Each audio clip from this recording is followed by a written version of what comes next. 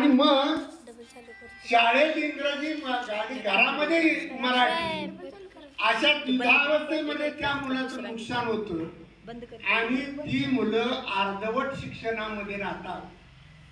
तेव्हा सर्वांनी अशा चांगल्या शाळांच्या मध्ये मराठी शाळेमध्ये तुम्ही मुलगा जरी घातला तरी त्या ठिकाणी आज काय आहे अवस्था.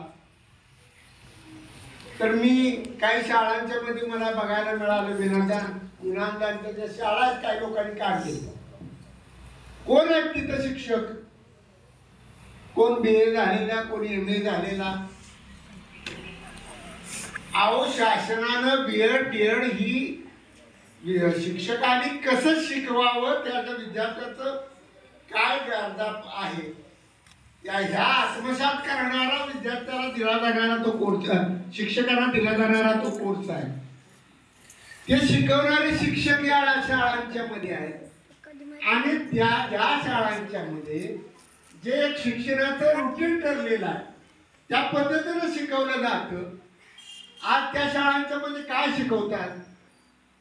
त्या शिकवणारा तो शिक्षक आहे, तो BA असतो, 5,000 काम करत असतो, कोण 3,000 करत असतो, कोणी MA झालेला असतो, कोण 5,000 तिथं त्याला लावतात. त्याला शिक्षणाचं काय ज्ञान आहे, कसं शिकवावं हे काय त्याला माहित नाही. आणि अशा 100 माणसांच्या हाताखाली आपली मुलं येऊन आपण सोडतो आणि मग ज्याला पोहताना खरोखर जे पोहणाऱ्याचं ट्रेनिंग देणारी माणसं आहेत ती नसताना ती अर्धवट शिक्षण त्याला दिलं जातं आणि मग ती कुठंतरी जीवनामध्ये ती बुडत असतात. तेव्हा अशा काही विनादान शाळाच्या पोपटपंची करणाऱ्या शाळांच्या मध्ये आपली मुलं खरोखर न घालता अशा आपल्या गावातल्या जिल्हा परिषदेच्या शाळांच्या मध्ये मुलं घातली तर अतिशय चांगली तयार होतात. आम्ही याच शाळेत तयार झालो. आजच्या इतक्या काही सुधारणा नव्हत्या इथे त्यावेळेस, कसल्याही सुविधा नव्हत्या. अहो जेवायला सुद्धा आम्ही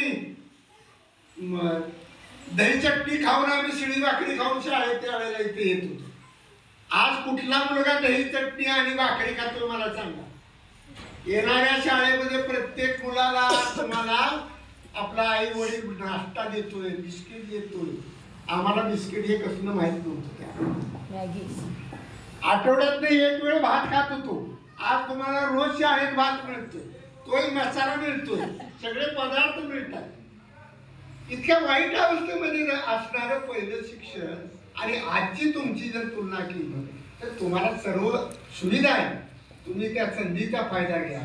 तुम्ही आज आपण बघतोय की काशीगावच्या शाळेमध्ये येणारी मुलं सुद्धा आपल्या गावची, अभिमान आहे आपल्या गावाला.